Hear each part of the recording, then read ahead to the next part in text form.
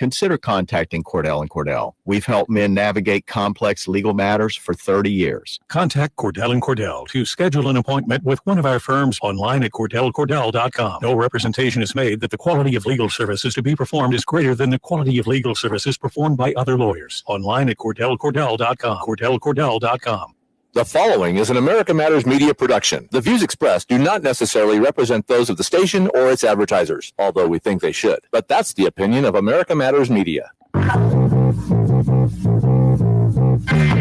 me, oh, such a breeze. Freedom's just another word for nothing left to lose. Come together right now over me. All right, you certainly know what that theme song means by now. That's right. It's another episode of America Matters with Eddie Floyd, Bill Conrad, and Leo Zacky in California running for governor. So without further ado, I'm going to turn it over to my co-host today. That's none other than Bill Conrad. He's going to make the introductions. Bill, take it away, brother. So to my left, between us, is beautiful Ann Davis, Colonel. Class of 82 from USMA, and the Leia's on. What is your official name? I am a field force representative for West Point Admission. So every academy's got different names, and maybe we'll talk about that later and what they do. Field force. So if I wanted to apply, I could come to you. You come to me. I cover all of northern Nevada. You might be a couple years above the age limit. Yeah. I'll tell you a 9/11 story later about that. And then I'm Bill Conrad, class of 80. And then we have Stu Brilliant from the United States military and VA doctor right now, and his son, Eric Brilliant. We've met because we went through the process, and I work with the parents. So Steve and I and others, and I try to always find people to recruit. And of course, my kids all went to Canada. All three of them. So Eric Brilliant, class of 2025. It's hard to say that. 25. Wow. 2025. That's like 45 years after my class. 2025. That's incredible. So wow. He is a yearling, and he's a very good scholar, active, and we're going to find all about him. We're going to find out about why he decided to go to West Point. Maybe his dad had a whip or something. I'm not sure. Hey, I've got a quick question for you because I have limited knowledge. Okay, but when you say that he is a sophomore?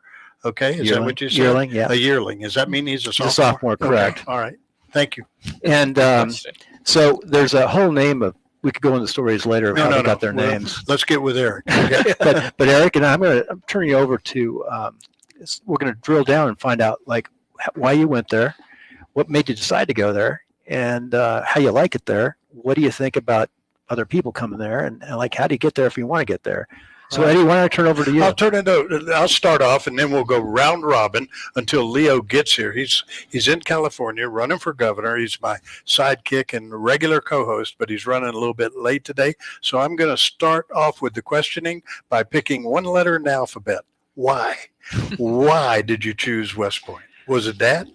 No, not at all. Good. But it was definitely partially him. Sure. For sure. Yeah, I don't think he gets to, get fully secluded from that decision-making process. That's right. But no, the why is the hugest question I feel like everyone asks cadets at West Point or even old graduates. Sure. Like, why do you actually want to go to the United States Military Academy? Why Service Academy in general? Right.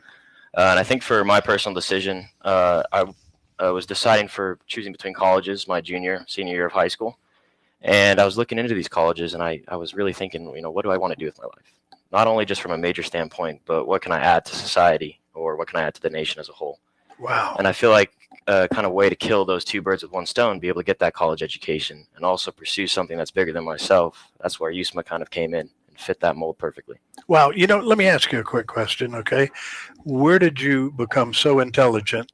Because I'm telling you, I think you're living up to your last name. I have to. I really mean that. Okay, brilliant. Because when I heard you just speak as to why you went there, I went, hey, I want this guy in office. I don't just want you in the military, and thank you for getting into the service and I want to thank your father. I want to thank you, Colonel, and I want to thank Bill Conrad, as I always do almost every day. I want to thank you all for your service, and I truly do mean that. Coming to you now, Colonel, you've got some questions for the young man. Well, spent the last couple of days with Eric. We've been out to some of the local high schools. We went to Virginia City High School on Monday. We were at Reno High School yesterday. And Eric's a good storyteller, I found out. So, Eric, what's been your best experience at West Point so far, and what's been your worst experience? I think when I go for the best experience, I feel like this is also a very general cadet answer. But personally, I really do believe it's the people at West Point. It's the people that make or break the place. And in this case, they make the place. I've ran into a variety of fantastic individuals, extremely intelligent, very well-rounded, and a lot of them are better than me in a lot of aspects, which kind of pushes me to be better in turn. Sure. And so I feel like a lot of the cadets in my company, both in my class and then in higher classes as well, are kind of the best thing about West Point, is the people, the teachers, the faculty. They're all phenomenal. They're all great individuals. Let me ask you something that maybe, Colonel, you can chime in on as well. And one of the things that I'm interested in, if you don't mind, is you're taking him to high schools. Is that something that we're going to continue with him on until he has to go back to West Point? Oh, he's on what's called CPRC, Cadet Public Relations Council. And so that allowed Eric to come home. I believe he got here on Saturday. He got here a few days earlier. And so he got a few extra days of vacation. He did it for Thanksgiving. Don't kid yourself. And then yeah, well, Dad helped. Yeah. And in exchange for those extra days of vacation, we've been going out to the high schools. Oh, I love that. Yeah. You know, and I go out there often, but it's much better if I can bring a cadet with me. You know, let me tell you something, and this is a personal question that I have. How are you received when you go to those high schools? Because I'm going to say that times are turning right now. Got to remember, when I went into the service, it was way before anybody here because I'm so much older. Okay. But quite frankly, you know, the military at that time wasn't that well thought of because of Vietnam. You know, there was so many crazies out there. And when I say out there, I mean in our nation. You know, that it embarrassed me to say, yeah, you know, what are you guys doing? These people are serving our country and you're cutting them down for that? Didn't make a bit of sense to me. So I'm so honored that you're doing what you're doing, son. Thank you, sir. I really mean that. Do I call him son or cadet? Is that what I do? Whatever you want. Okay, I'll do that. Okay. But you know what? You did live up to that name. Brilliant. I'm going to come to you, Bill. Next question. Hey, so real fast, take a break here a second. I just want to mention we have other cadets there too, and I want to mention their name and call them out. Spencer Giles, class of 2023. They got branch night coming up this week. That's when they get to pick their branch. We could go into detail about that. That's a fun thing to do. Make a good decision. That's all I got to say. Spencer Giles, Hug High School. Sam DeRoos, Bishop Minogue. John Keeley, Bishop Minogue. John Miller, McQueen. Joe Miller, Joanna Conrad, Reno High School. Samantha Shepard Moore, Reno High School. Yeah, Reno. Bella, and 2025 is it Buena Bolton? Nope, she is no longer there. Just Eric is with just 2025. Eric, just Eric in 2025. Wasn't sure. Leo Ketchum, and he was our only person last year, which really shocked me. Really? And by the way, it's a tough school to get all 4 years, and just because you don't make it through or something happens, it's just a tough place. So stuff does happen, whether it's medical or incidents, things do happen.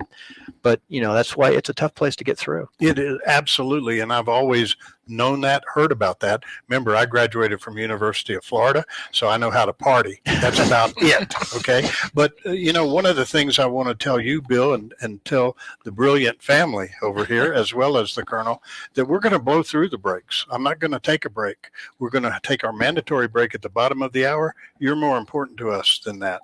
I want any and everybody listening, if they're not of age to do exactly what you've done, and that's join an academy, then I want the people listening to tell their family members or friends about this show today, because I think we need more, in my mind, Eric Brilliance in this world right now today. Colonel? I'm with you. Yeah, well, then you're going to stay with me then for that. You know, I'm going to come to you if you don't mind, Doctor, okay? Question, okay? Is this your only child that's in the academy? Yes. Okay, yes. Because I know if Bill had 12, he'd have 12 of them at West Point right now. But that's got to feel so good for you. I mean, to have him there. Yeah. Not only is it education that he's receiving, but just the fact that he cares that much about our country. You know, that's what I'm thinking, and that's what makes my heart swell right now. Bill, if you don't mind, I'm going to ask Eric one other question. Bill brought it up, and I did not know what he was talking about, but I could, put in the pieces and figure it out. Branch night. Is there really a night that you get to select the branch you want to go to? Is that correct? That is correct, yes. There's a branch night and there's a post night. And so those are two things that are be farther down the line for me. Nothing I have to really worry about necessarily up until then.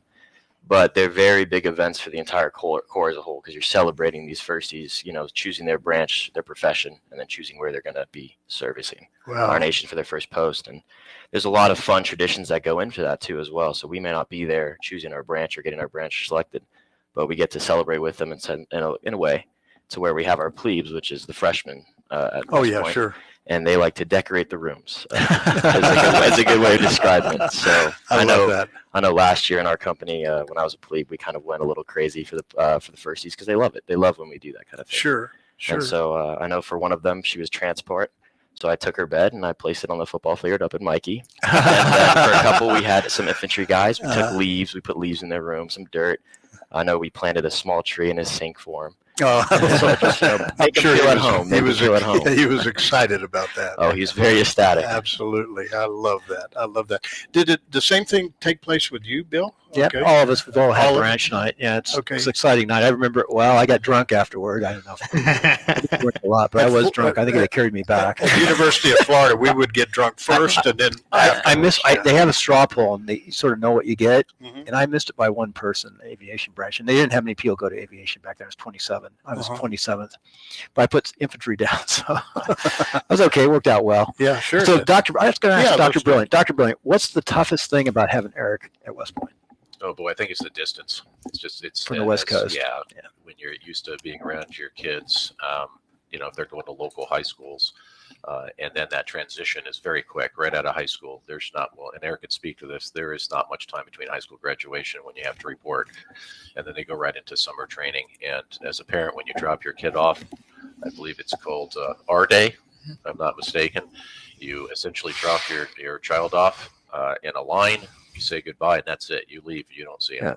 And then it's a long first year with they don't get many breaks. So they really, if they're a West Coast cadet, it's a little more challenging to come out this way and visit. So parents usually plan to go out there, and even that, there's some limited time. So it's a big transition for the parents in being able to contact and keep up with your cadet. But we've been able to work it out. There's some nice events through the year that if you can, parents are well served to get out there and visit the campus and hear what the program's all about, which was very impressive for my wife and I to hear the presentations about how they meld leadership, military training, and academics together. I love it. Absolutely love it. We're going to go right now to Leo Zacky. He's running for governor in the state of California. And in 43 years, Doctor, he's the only man I've ever endorsed for any office in any state. But I did it because we need help. We need help in California right now. I call it the world's largest outdoor insane asylum. Okay. And Leo jumps me for that sometimes, but sometimes he'll agree with me when I hear certain things. I want to get back to that branch night, that we were talking about in a minute, but I want to come to Leo right now because he might have a question for Eric Brilliant, who is our cadet right here in West Point. Leo, you're live on the air, brother. Eric, it's a pleasure to meet you, and it's great to see that there are young kids that still actually want to partake in joining the military, especially in light of recent events. It sounds like a lot of fun. I mean, now when you're saying that these freshmen were decorating stuff, now were they voluntold like a pledge, like in a fraternity would be? Voluntold. I like that. You know what? I like that. I wouldn't say that. No, I feel like because you have such a company cohesion, a strong cohesion with these group of individuals that you kind of go through the academic year with. And even if they're not in your class, they're your brother and sisters in arms. And so I don't think it's a voluntold situation necessarily, as more of we want to have a great night for them. We want to make their night really great. And it does sound counterintuitive to trash their rooms and to throw up all these decorations. It seems kind of miserable on their end, but that's the whole tradition, and they love it, and they love when we do that. And so sounds like pledging to me. So I mean, it just sounds like fun. I mean, I had a blast when I pledged in college. So I mean, that's, it's good to have that. It actually is fun, even though yeah, you might be screwing somebody's room up, but it's all memories. It's all making memories, and it's fun, and it's how you build friendships and relationships. And, right before you got on the air with us, Leo, I want to share with you because they brought up there's a night called Branch Night, okay, where everybody in West Point gets to say, hey, here's where I want to go. I now figured out, Bill, that your son wanted to eat, so he joined the Coast Guard. I think the Coast Guard eats better than anybody, but that's just a personal opinion. Maybe the Coast Guard actually eat pretty well. I know they do. Are you kidding? We had U.S. cruise lines. You could you don't see too many overweight Coast Guard cadets. So I guess. And right now they have a $50,000 bonus if you enlist and become a cook in the Coast Guard. Really? Can you believe that? $50,000. I'll be right back. I'll be right back. I'm leaving the set. But this is about West Point in the Army. Let's go out and fire some guns, cannons, and get in the mud. And by the way, we were talking earlier, right before we jumped on the show. Okay, basic is that. Do you have anything that resembles basic training that your dad and I and the Colonel and Bill went through? Is that at West Point? Oh, yeah, 100%. Wow. So basic training at West Point is a little bit different, obviously. Sure. And for a variety of reasons, it's shortened. So it's 6 weeks as opposed to, in a lot of cases, somewhere upwards to 16 to 24 weeks. I think mine was 15 years, but go ahead. Sometimes that's how it feels like, right? Yeah. But both of my roommates currently are prior enlisted. One went National Guard through the Illinois National Guard, and then one was a drop zone medic for the 1507th Paratroop Infantry Regiment down in Benning. Wow. And so both of them did serve prior. And Fort Benning, Georgia? Yes, sir. Okay. And both did their time, both went through basic training, and I've had a lot of funny stories hearing it from them. But in a lot of ways, yes, the big main events that it takes to become a soldier and to learn how to be a soldier in the soldier profession, they're all the same, yes, sir. Yeah, wow.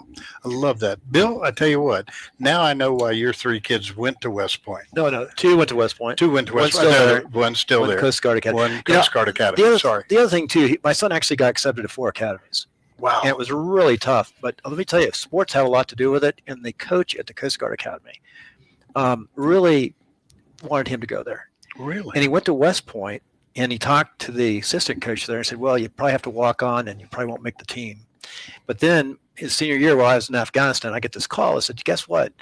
Brian just won the All-Academy and beat the West Pointer. Really? It was his weight class at 121, and he had lost to him at state in California.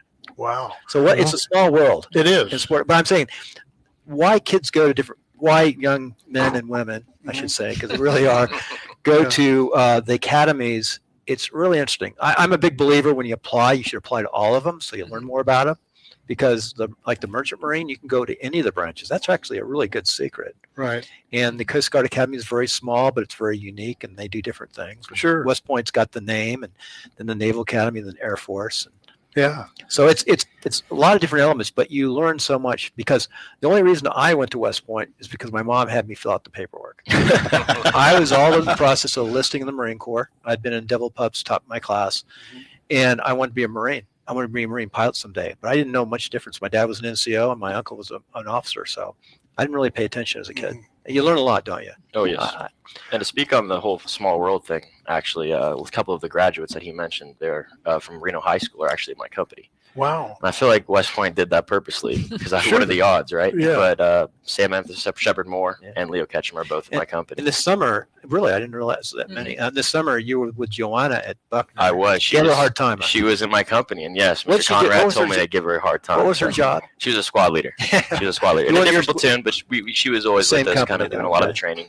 And every time I'd pass by, I'd give her a little bit of crap for Mr. Conrad. Per orders, I have to follow the orders, right? Sure, right. I like that. This is unbelievable. And by the way, you know what? You said it best. You said there's a lot of good men in West Point. Okay, and women. Guess men, what? Men and women. I know men and women, and that's where I was going because I was going to say at University of Florida we only had a bunch of good women, only a couple of good men. Funny. That's all we had. It's always hard to track you. Yeah, that's right. But that's okay. I'm coming to you, Leo. Next question for either. Okay, Eric or the doctor, or if you don't mind, Leo, we're going to do this. We're going to go to the phone line right now because this is open mic and we take all phone calls right now. And this might be somebody just saying Happy Thanksgiving. I never know. Who do we have on the line right now, sir? You're up. Hello. Don Thompson. Don Thompson. I love this. Let me tell you, I was telling Bill about you this morning. Don Thompson was the gentleman who created How to Cook a Frog. right here. He's going to be on Monday. He's going to be on Monday with me and Bill Conrad. And I want you guys to tune in because he did this documentary. Well, I'll let you tell everybody about it, Don. Well, thanks, Eddie. I appreciate you having me on the show. I created a documentary because I love this country and I wanted to expose the invasion of communism into this country. It's been going on for 100 years, but it's very slow. And we really haven't noticed what's going on. So I have traveled the country and created a 90-minute documentary interviewing people who used to live in communist countries, who've immigrated to this country legally, and now they're U.S. citizens, and they are warning the American people about the evils of communism and how we do not want to be a communist country. Right. You know what? And by the way, I welcome everybody to not only just tune in this coming Monday, where I'll be interviewing, Don Thompson again with Bill Conrad. I'd like to invite to you and your father to come back Monday if you're in town. Okay, you too, Colonel, because you're going to love this guy. He's done so much for our country that when I spoke with him this morning, by the way, you knew I lived on a ranch. That's why you called me so damn early, right? Yes, sir. That's what I figured. That's what I figured. But anyway, Don, looking forward to Monday. Tell people how they can go to and look at the documentary, How to Cook a Frog. Well, this Friday, it's going to air in its entirety at 8 p.m. Eastern Time on Real America's Voice. So you can tune into the network and watch it there for 2 hours. And also we'll be in the Getter live chat for Real America's Voice. If you want to talk about the invasion of communism, I'll be on the air there talking with patriots about communism. And then, of course, you can go to my website, and it's for free. The website address is, of course, www.howtocookafrog.us. Howtocookafrog.us. Wow. And you can watch it in its entirety without a commercial. You know what, Don? You don't know how much all of us are looking forward to that event on Monday when we talk all about the documentary, and we're going to dedicate that entire show to it because of everything you're doing for our country. Don Thompson, thank you so much for calling in today's show because you just absolutely are doing everything that everybody at this panel wants you to do. We're trying to save this nation, and you're doing it, and the doctor, his son, the colonel, and Bill, we're all doing the same thing. So you have a happy Thanksgiving. Okay, my friend? You too, sir. Thank you so much. God bless America. God bless America. That's Don Thompson. Now, we're going to take the only break in the entire show because I asked Jay permission to no breaks. I want to spend that time with Dr. You and your son, Eric, and the Colonel, and Bill Conrad. This is America Matters with Eddie Floyd, Leo Zacky, Bill Conrad. We will be right back.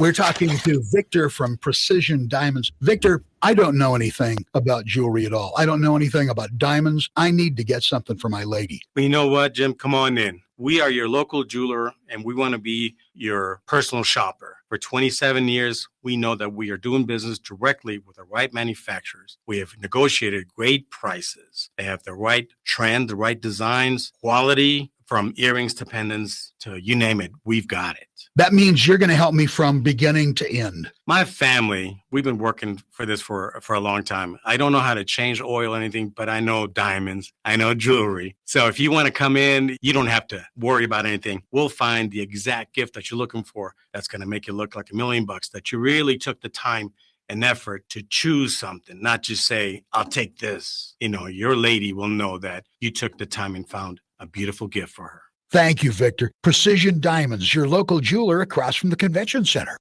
At A Proper Fit Footwear in the Reno Town Mall, we've been accomplishing happy feet for over 30 years. We offer a various range of shoe styles and sizes for both men and women. From all-season shoes and orthotics to work boots and safety shoes, our professional and reliable staff possesses the knowledge to help you find the proper shoes to fit your needs. Hard to fit? Hard to find? A Proper Fit Footwear is here to give our customers happy feet. We make people aware of potential foot problems as we're sizing their feet, suggesting the right arch support, and guiding them to the proper shoes for their needs. Stop by a Proper Fit Footwear at 4001 South Virginia Street in the Reno Town Mall today and allow the owner Mike Jones and our fabulous staff to find the perfect pair of shoes tailored to your specific needs. A Proper Fit Footwear in the Reno Town Mall, the home of Happy Feet, where comfort and your feet meet.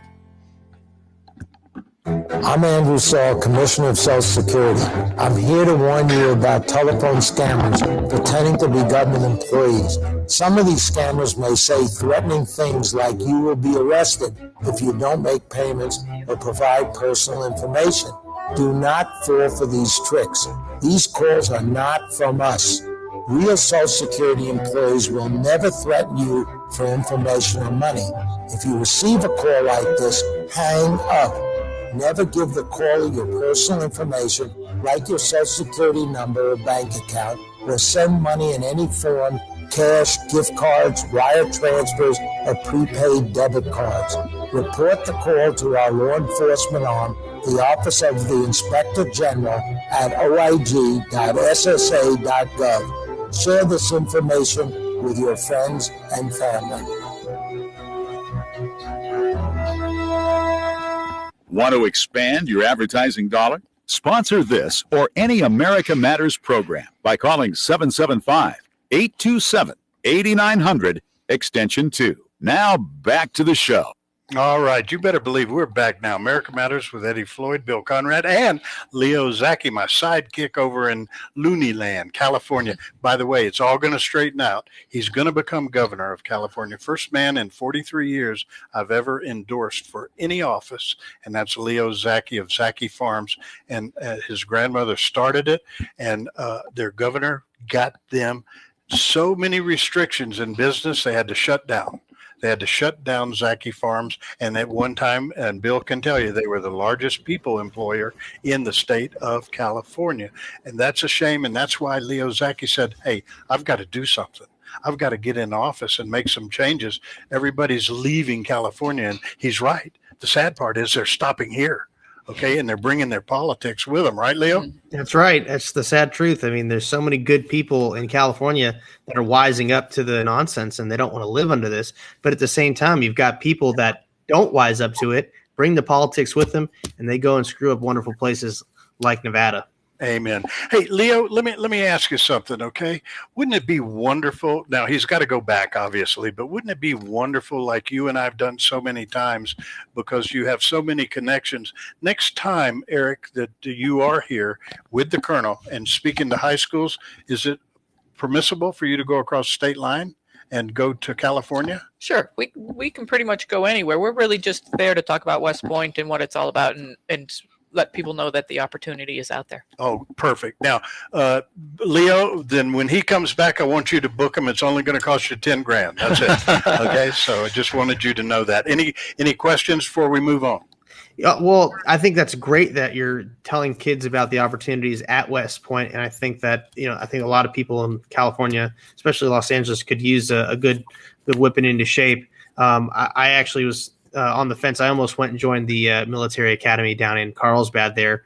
I've always been an advocate for supporting this nation, and I think there's a lot of great outlets for that. But kids nowadays, they might not understand all the benefits that come with it. But Eric, I wanted to ask you, because you were talking about the night that everybody goes, branch night. Did you see a lot of interest in the Space Force?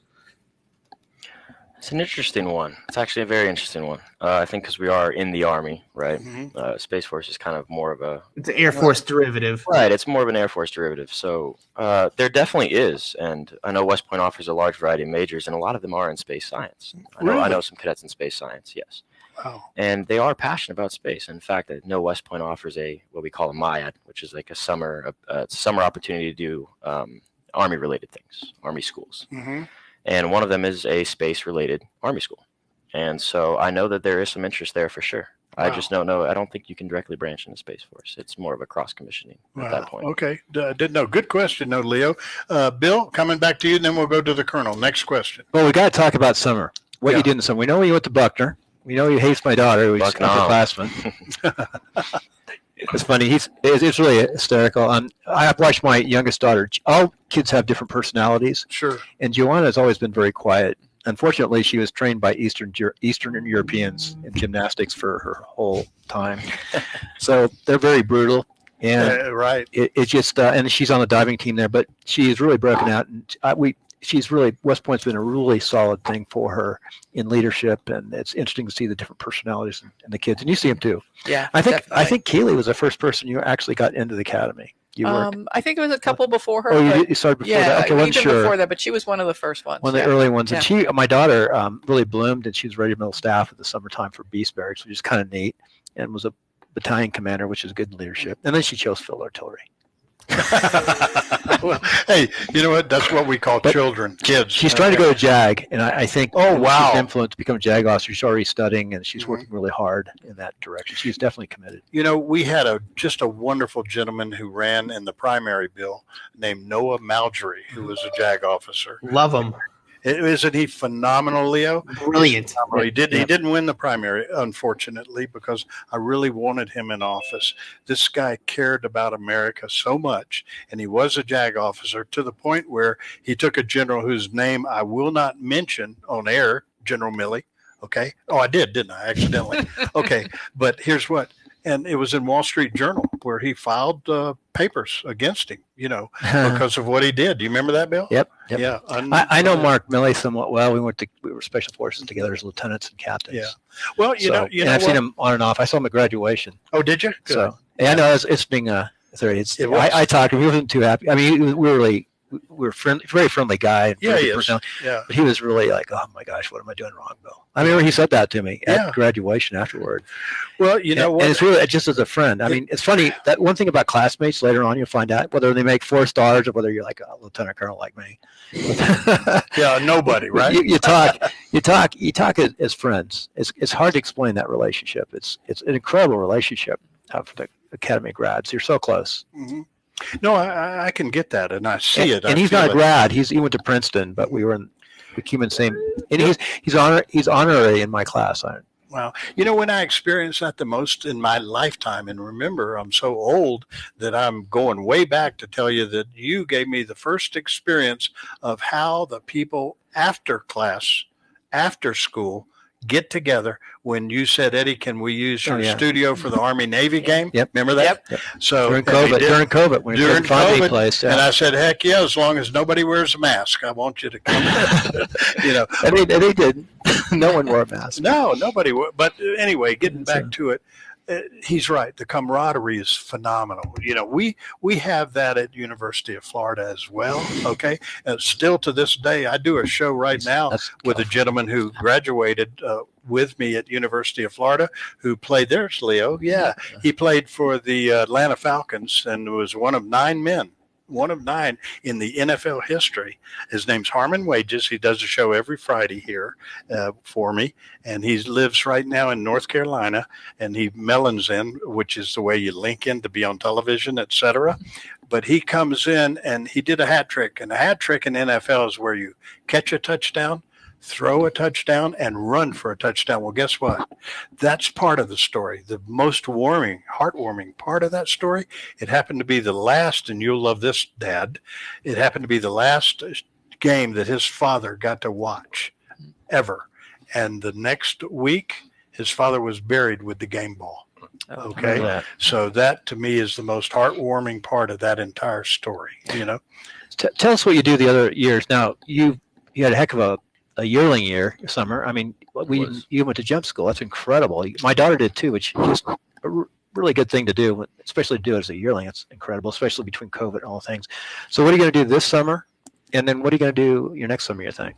For this summer, definitely doing a leadership detail. I'm going to try to get that out of the way because it is a grad requirement. What do you want to do in leadership? Ideally, CFT1. Yeah, good. I do enjoy being out in the field, and I think that when you get to deal with the plebes becoming yearlings, they're a little bit more mature. Yep. They have a little bit more understanding of military-related material, especially how to handle themselves in the field, how to handle weapons. Mm-hmm. And so I think you're working with a group of individuals that are more mature and that are more ready to kind of go out and get things done and to get training done. Right. And also your basic training, believe it or not, is part of its plebe year.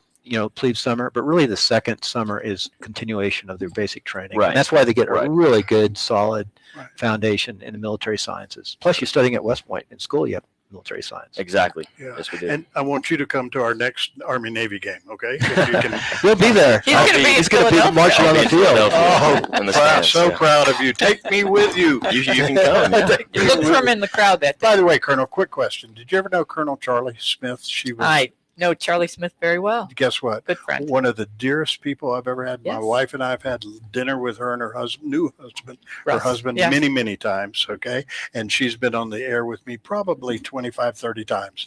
I just love her. She is so She's phenomenal. wonderful. Isn't Yeah. she a wonderful person? So now you Sorry got to tell us about who's Charlie Smith. You do the honors. Charlie Smith she's a Army veteran. She Uh-huh. served for, gosh, I don't even know how many years.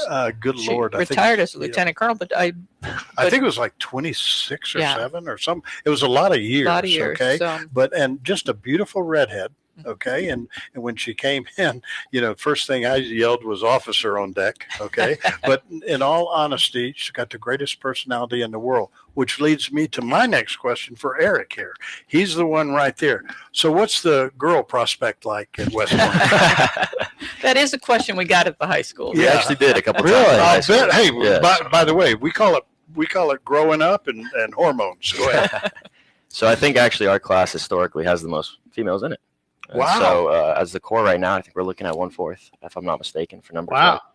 And so we're breaking a lot of historical barriers, and it's very cool to see. And a lot of the females there are just as accomplished or more accomplished than us. Wow. I know for a fact that a lot of these females can put me in the dust physically too. No So, kidding. Yes. I Well, mean, see, that was a big concern when I grew up. Okay, everybody said, "Oh, the woman can't do this. They can't carry the pack. They can't carry the equipment, et cetera, et cetera." And every time I, went to basic, they did. They did everything that everybody said they could not do. And that was some of the conversations that Colonel Charlie Yes. and I had too, because she said, "Don't let that fool you. We can do any and everything." exactly. And I think the female West Point cadets keep proving people wrong. So, And amen. They're really killing it out there. Yeah, and I'm so proud. There is not a finer, if you will, college, in my opinion, than West Point. Okay, not at all. An academy, there is no such thing as a finer one than West Point. There's some good ones that come close to you, but West Point, I think, is number one. Bill, what would you say? It's really interesting. Both my daughters got accepted to the Coast Guard Academy. They went to summer programs. They had planned to go to Coast Guard, and out of the blue, they went to West Point. I mean, honestly, I what? I'm going. They changed their mind because they just studied about the academy. It's the oldest academy. It's called the Power Fraternity when you get out. Trump administration had a lot of West Pointers on his staff, and Secretary of Defense at one time. I remember all the different people. CIA director, just a lot of different people. Have come from West Point, right? And there's a lot in federal service afterwards. Some people serve for so long and they go in federal service and do something. A lot of congressmen. We just had 2 West Pointers elected to Congress. Yeah, absolutely. Who were class of 2010. Matter of fact, and I'm glad you said this because I want to say this to Eric and his father. One of the things that we're pushing, there's a gentleman named Captain James McCormick, okay, who's in charge of the Purple Heart program here in the United States, lives over in North Carolina by coincidence as well. But he does a show here every week as well. And he's trying to recruit people and say, hey, you need to get involved with our military. You need to serve this country. What do you feel? I'm going to ask you a question, Doctor. You're sitting there, and it won't be a medical question, so I know you'll like this, okay? But, when I say that, okay, what do you see as a prospect for our future when it comes to people like your son? I think it's improving. I think we went through a bad time during the Vietnam era, and now it's starting to turn around again. Am I wrong? I think no matter what academy you go to, if you follow their careers, one thing I've been impressed about, because I have several friends that are Air Force graduate from academies and have got to see their prosperity after the academy. So whether you serve a full 20 years and retire military, whether you serve your commitment time and get out, these academy graduates do wonderful things in all walks of life out there in business leadership positions. Wow. So it's amazing. It's something that really opened my eyes in hearing about their prosperity after their training and service.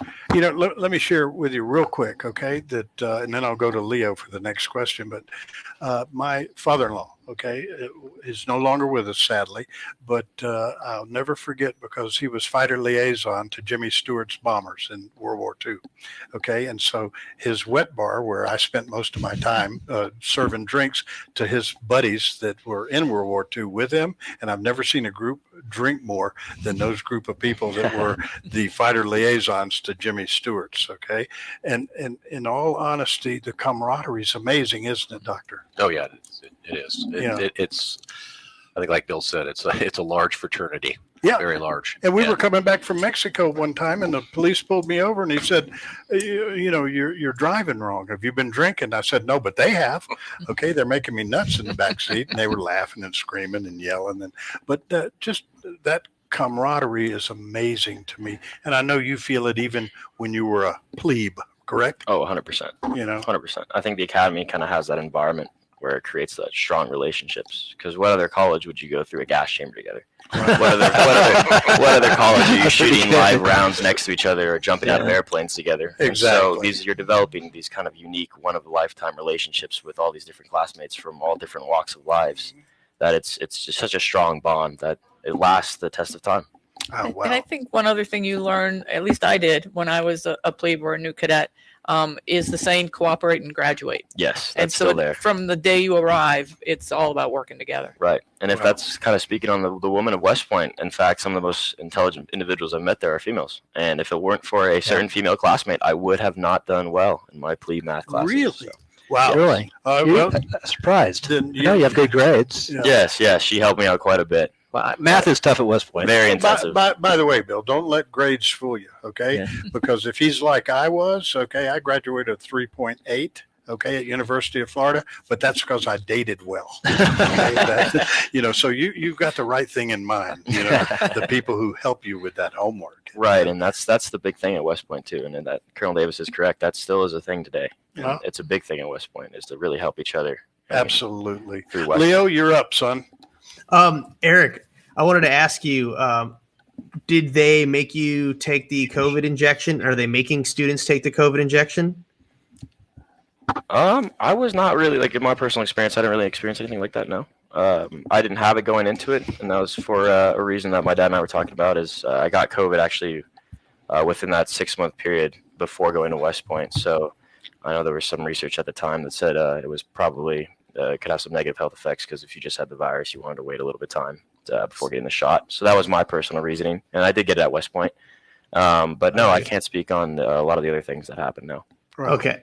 So, and then my other question would be, do you think that going through West Point and also other cadets, when they do eventually join the military, do you think that they'll be able to make the, if they were ever posed with the decision where something was FUBAR, let's say like martial law were to take place in this country, or some other, something else that was extremely, traumatic or extreme. Do you think that you guys would be able to stand up to folks that were maybe taking the military in the wrong direction or disobeying the government orders in order to preserve the Constitution?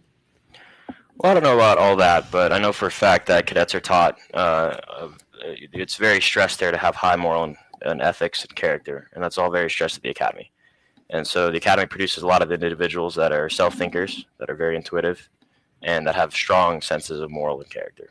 So I'm not sure about all of that, but I know for a fact that the academy produces one-of-a-kind people, and they're all self-thinkers. Let me tell all of the females out there listening to today's America Matters, okay, if you're looking for a husband, look for a cadet. Look for a cadet. It's just that simple. Bill, You got to wait till he's a second lieutenant, though. Though in my class, there were some young children running around the field.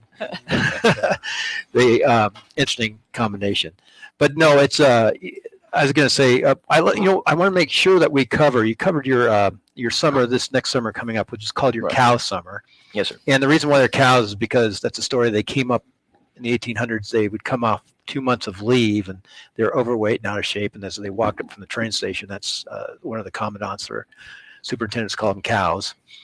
And because think about it, in the 1800s, having to go all the way back to California, on a train to get home for your 2 months. That's what they did. And they'd all come back and they'd form in DC. But then your summer. So tell us about your senior summer. I know that's a ways off, and sometimes cadets just barely look over the horizon. But you need to start thinking about that now. What do you want to do your senior summer, and what can you do your senior summer? Right, kind of like you were saying, Mr. Conrad. I don't know. A lot of the things at the academy I take day by day. It is a phrase commonly used there is drinking out of the fire hose. The great thing about West Point is there are so many opportunities, but because there's so many opportunities, it almost becomes almost overwhelming. Wow. There's a lot that they put on your plate there, academically, militarily, and physically. But kind of looking into the senior summer, I mean, I hope to continue research for the academy and for the Army, or just for the nation as a whole. So that summer, I'm hoping to kind of continue some either research projects or start a new one. As for that, I think CLDT and CDLT are also going to be that senior summer. If not, I'll do my CAL summer. And those where you go out into the Army and you shadow an Army platoon for a while. And then also, I think they call it the Army Ranger School for one of them. Is where you go out into the field and you do more field work, extensive field work. Wow. So I think those are definitely going to be on the plate. Those are going to definitely be on the agenda. But I don't know. Like you said, Mr. Conrad, taking it day by day. You get to go out and be a third lieutenant someplace. Right. Any post you want to go to? That's a great question. I'm looking overseas. Yeah. Obviously, it's extremely hard to get, but I'm not too picky. I think life is one of those things where you kind of want to go and experience new things, experience new places. Why overseas, Eric? I don't know. After graduating airborne school, one of the big things that I was talking about with a lot of the airborne guys there is that they were all going to Vincenzo in Italy, the 173rd Airborne Brigade. Well, sure. You seen the women over there? Sure. I was in that unit. Were you? 173rd, yeah. Yes, and so that was a very fascinating unit, and I have not actually been outside of the country, so it's something. That's a nice place to go to. They deploy a lot, though. That's one of the problems. If you go there, they might be deployed. Right. So either they won't take you into the combat zones. Right. As a cadet. So either Italy or Germany. I know that my dad's side of the family is all German. Our grandma was born in Germany, so really? Or no, born in Philadelphia, but she did live in Germany for a while. Right. You might get to go Poland. I don't know if they'll do Poland now. I'm not sure actually. Yeah. I doubt Poland and some of those a little bit too close to the forward edge. Where did you go, Bill? I went to Germany. Germany. I actually I got to go armor for my training in Germany, which is pretty neat. Uh-huh. Ironically, I ended up in the infantry with my platoon supporting a platoon of armor one time. Wow. After being a cadet. Yeah, right.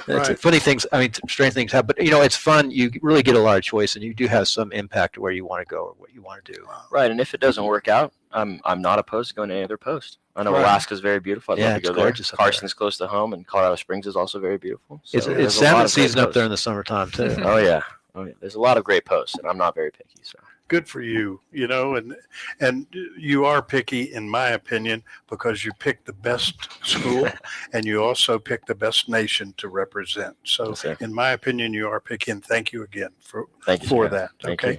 But the other thing that I wanted to ask is the fact that you're doing this with the colonel, where you're going to high schools and you're seeing if there's any people that really, show an interest. What do you do when that one person raises their hand or that girl contacts you on text and says, I want in?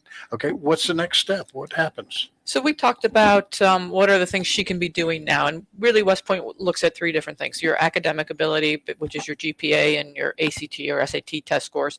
We look at your leadership potential, getting involved in extracurricular activities or sports teams, student body officers, those kinds of things. And then the last thing is the candidate fitness assessment, because we want to make sure that all of our cadets are fit because they're going to go out and serve in the Army. Is that not wonderful? Because at Florida, they just look at your rap sheet. Okay, let's go to Leo right now. Leo, last question, sir. I got to ask, do you think there's a lot of wokeness going on at West Point, just, as you're in there?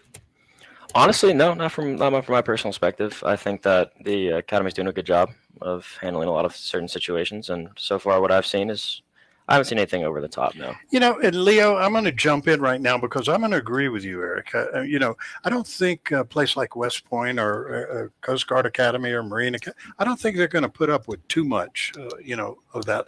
You have to march to that beat. You have to march to the beat that you hear at West Point, and they're not going to let you deviate too much from that. Am I correct? Yeah, yes and no. I think so. I think West Point is definitely changing properly with the times. And I don't know. From my personal perspective, I don't know. I'm not super involved in a lot of those things, and I just as a cadet, you're just focusing right. on You're just focusing graduating on and passing, getting the good grades and learning a lot. And you're learning a lot, though. You're thinking a lot, right? And a lot of West Pointers have really come out in key positions and done the right thing. Yeah. And by the way, what you said really touched my heart, because that James McCormick colonel that I mentioned to you, okay, he's got a new organization called Vets for Veteran Leadership. Okay, Vets for Veteran Leadership, where they're actually raising money for candidates to get into office so that we can have more people. I'm the one who came on the air one time and said, I don't think anybody should be our commander in chief if he hasn't served in the military. You know, he's got to know the military before he becomes a commander in chief. But that was my opinion. Remember, I'm a Florida graduate. And there is a resurgence of people in office because of the wars, the long wars going on. Made it because they really feel like, yeah, we had a long war. I want to make sure this doesn't happen again, or whatever happened, we can do better. Right. And that's why they go into politics, I think. But that's another issue. I was going to say one last thing. It's really important about getting into the academies. There's some no-brainers too. Eagle Scout is tough, but Eagle Scout is good. They like Eagle Scout, and a lot of Eagle Scouts at West Point. But the other thing too, in California, Boy State, Girl State, it's very tough to get in. Only one gets to go from each high school. In Nevada, we're lucky though. We have a great Girl State, Boy State up at the lake, and they come down the hill to Carson. It's really nice. My daughter went to Girl State. Wow. And it's you have better chance of getting in here. I really recommend that everyone apply to Boy State, Girl State, and learn about your government. At the summer leadership. And thank you for reminding that. And both of my girls went to a summer leadership program. Now you can apply to all academies because they respect those. In fact, I think that the academy you really want to go to, you actually interview second or third after you do a couple others. The Air Force has a really good interview program. They teach you how to interview. Really? If you go there first. I was a liaison for the Air Force Academy, and they teach you how to interview before you go. So I tell my kids or any kids, stack them up. Just don't shoot for one unless it's hard to get into. If you focus on one, it's really hard to get in. It seems it's difficult to me if you just do one. Eric, how often will you get to come back home, okay, to visit us here in Reno, okay? How often, or is that going to be for a while now? You're going to be at West Point? So the next break's coming up. It's Christmas break. So my last final or so would be the 17th of December. So I'll be back then. But if it gives any perspective, this is my first time being home since the summer. So for four-ish months. There's a perspective. So, but Dad gets to go there once in a while. He does venture out there every now and then. I'm going next week. Okay. I'm going to see my son in D.C. Then we're driving up to watch our daughter dive in the Army Navy dive. You'll be there. Army Navy diving and swimming. We'll see it at the meet and try to take you guys out to dinner sometimes. Really awesome. Parents help each other out. I might tag along. If they can get in, we can get you in. Get a speedo Yes, on. Doctor. Yes. So for parents listening that might be listening, concerned, and whether they're encouraging or discouraging their son or daughter to apply to an academy, I really encourage them to go online. West Point, for instance, has a great website. You can actually click under the parents link. You can read about all things that parents might be concerned about and things to know. They have a nice, I was just looking at the other day, they have a nice site about what it takes to apply, the sequencing, all the information you need to know. What I'll say is when your high school graduate becomes a cadet and goes into the military academy, what I notice is probably two themes I think I really see get accelerated: their maturity, integrity, and their ability, their resilience. Wow. They don't mind failure there. They learn through failure as well. It's a very interesting experience. Well said, Doctor. I've got one last thing to ask you. We're running out of time, but come December, would you come back on the air with us? Okay. If I allow it to you. If it's available to you, I'd like to invite all of you to come back in December. Okay. And we'll have another show and find out what happened from today to then. Thanks for being our guest today. This has been America Matters, and we'll see everybody next Monday at noon. If you're living with diabetes and using insulin, you know the pain of pricking your fingers over and over again. Ouch! Well, by wearing a small remote device